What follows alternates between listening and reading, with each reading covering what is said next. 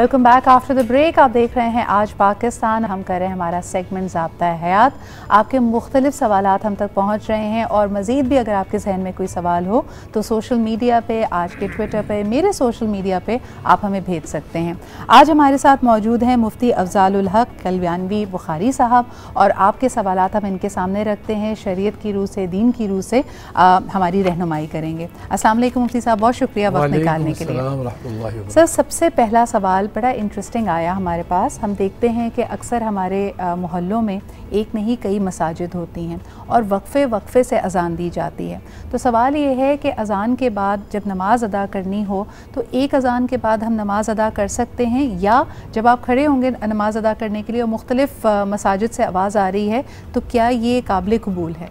ऐसी सूरत में आया कि हम जो है सारी अज़ानों का इंतज़ार करें, सारी अज़ानों का जवाब दें और अपनी नमाज़ को रोके रखें, या जो है एक अज़ान के जवाब देने के बाद नमाज़ पढ़ लें। तो उसमें यह है कि जब अज़ान नमाज का वक्त दाखिल हुआ और एक अज़ान हो गई और हमने उसका जवाब भी दे लिया, तो अब हम अगर नमाज़ पढ़ना चाहते हैं और अपने अगर मसरूफियात तो वो कर सकते हैं, जारी रख सकते हैं, क्योंकि हमने अपना काम मुकम्मल कर दिया। सही, बिल्कुल सबके पाबंद नहीं। अच्छा, अगला सवाल इसी नौइयत का है। अक्सर आप तकारीब देखिए जो जैसे गवर्नमेंट की होती हैं, ऑफिशियल तकारीब होती हैं, उसमें भी कोई शख्स खिताब कर रहा है, तकरीर कर रहा है और अज़ान का वक्त हो जाता है, तो उस वक्त सबसे मसनून तरीका क्या है या आदाब क्या हैं? खामोशी इख्तियार कर ली जाए, अगेन वही बात कि एक नहीं कई अज़ानें हो रही हैं तो कितनी देर तक रुका जाए? उसमें भी ये है कि बाज़ मामलात मुस्तस्ना भी हैं।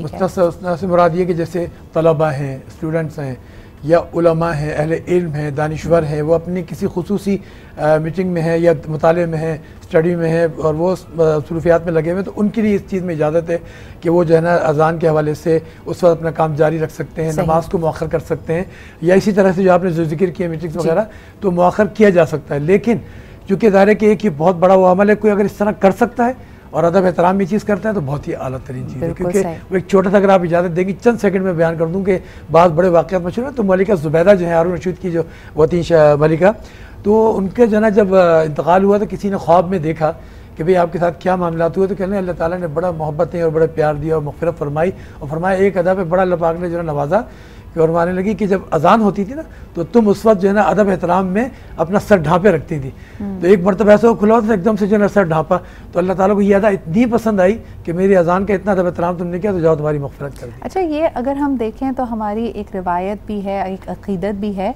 और लेकिन आजकल एक नई रविश चल पड़ी है कि लोग शायद इसको कहते हैं कि दिखावा है, कि आम तौर पर तो आप हिजाब नहीं लेती, आम तौर पर तो आप सर कवर नहीं करती, अज़ान हुई तो सर ढांप लिया, तो ये क्या दिखावा है? बहरहाल जी, दिलों का, नीयतों का हाल सिर्फ अल्लाह ताला जानते हैं। मुफ्ती साहब, एक और बड़ा इंटरेस्टिंग सवाल आया है। सोशल मीडिया पे कुछ वीडियोस वायरल हुई हुई हैं। सर्दियों का महीना है तो हमने देखा कि कई लोग बर्फ़ से वज़ू कर रहे हैं।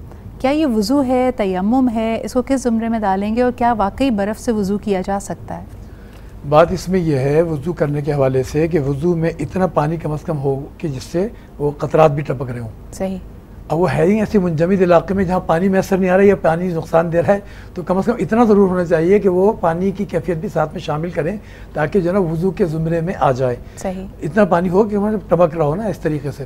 तो या फिर वो गर्म वरम होने के इंतजाम भी लोगों के यहाँ होते हैं तो वो करें, तो ये ज़रूरी है ज़रा, ताकि जो है ना वो मामला शक व शुबे से निकल जाए। सही, बिल्कुल सही। मुफ्ती साहब, एक सवाल आया है, आजकल लोगों की क़ुव्वत ख़रीद कम हो रही है तो बहुत सारी चीज़ों को वो किस्तों पे ख़रीदते हैं या दुकानदार से इस तरह की कोई अंडरस्टैंडिंग कर लेते हैं कि आहिस्ता आहिस्ता ये रकम, ये कीमत अदा की जाएगी। क्या इसकी इजाज़त है इस्लाम में? हाँ, ये जो किस्तों पे सिलसिला होता है ये सूद में नहीं आता। आज मैं आपकी इस सवाल के हवाले से ना लोगों को एक बड़ी आसान उसूल बता देता हूँ, बड़ा काम आएगा।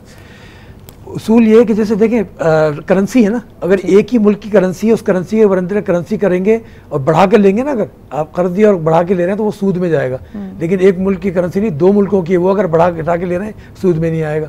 एक काम की बात होगी। दूसरी बात ये कि जैसे कोई चीज़ है वो हम ख़रीद रहे हैं, आपने कहा कि ये ट्रे जो है आप अगर लेंगे तो ये अभी 200 रुपये में नकद, लेकिन अगर आप किस्तों में लेंगे तो 300 रुपये की होगी, इतने 3 महीने की इसमें किस्तें होंगी।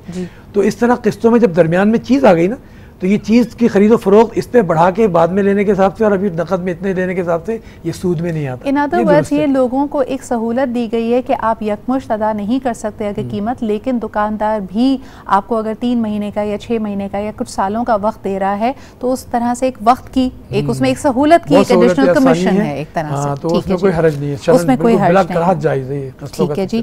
مجھے یہ بتائیے گا کہ اکثر جب ہم قرآن حکیم کی کسی بھی جلد کی تلاوت کرتے ہیں تو اس کے آخر میں ایک سند موجود ہوتی ہے جس کو کسی مفتی کی طرف سے کسی عالم کی طرف سے دیا جاتا ہے کہ اس میں زیر زبر کی کوئی غلطی نہیں ہے، اس کو دیکھا گیا ہے.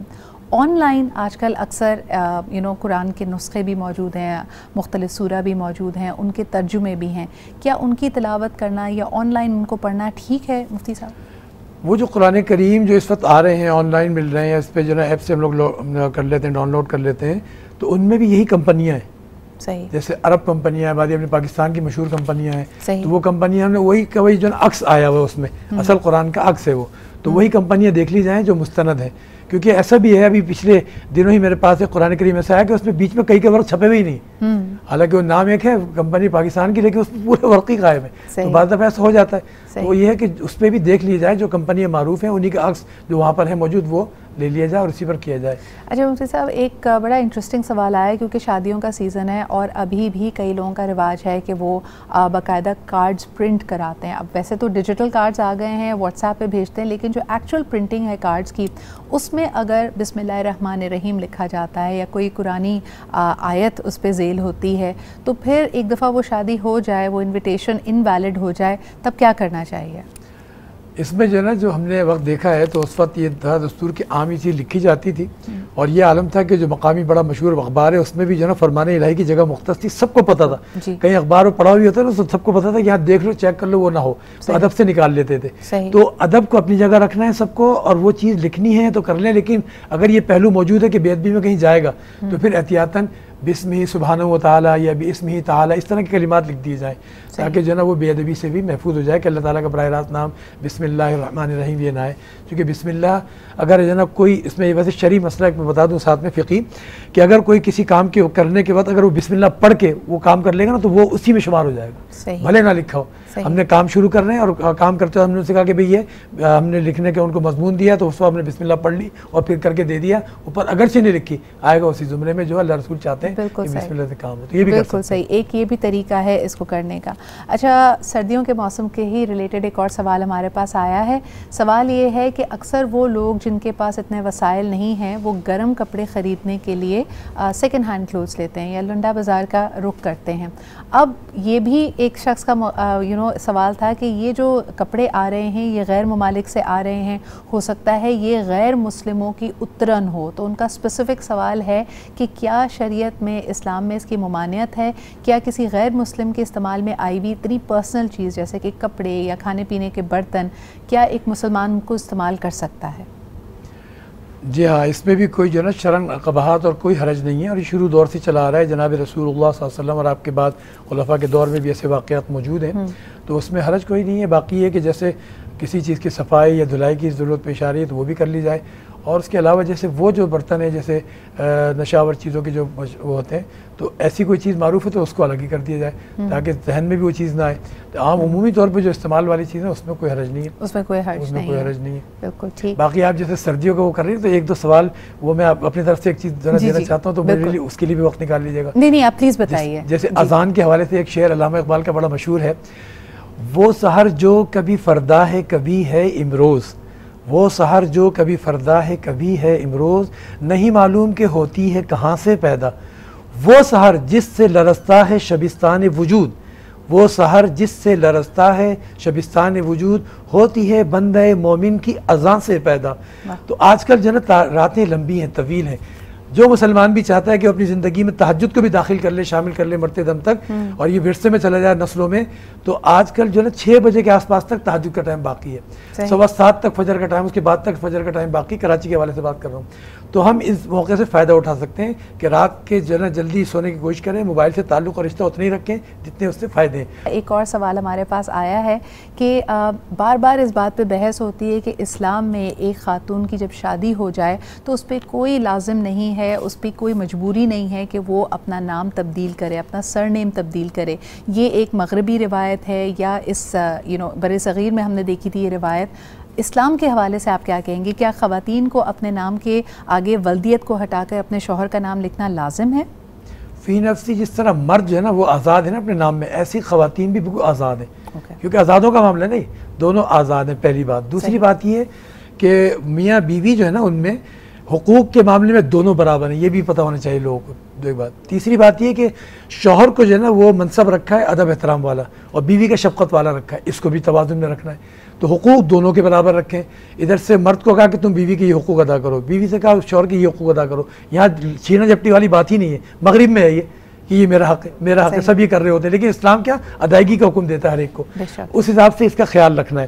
اور کیا آپ نے پوچھا تھا اس بار نام تبدیل کرنا؟ نام کے حوالے سے یہ بات ہے کہ آزاد ہیں، وہ اگر نام لگانا چاہتی ہے تو دیکھیں نا صاف بات آ رہی ہے کہ جب وہ نام لگا رہی ہے تو اس میں لکھ رہی ہے ولدیت، تو پتہ چل رہا ہے کہ ولدیت لگا رہی ہے۔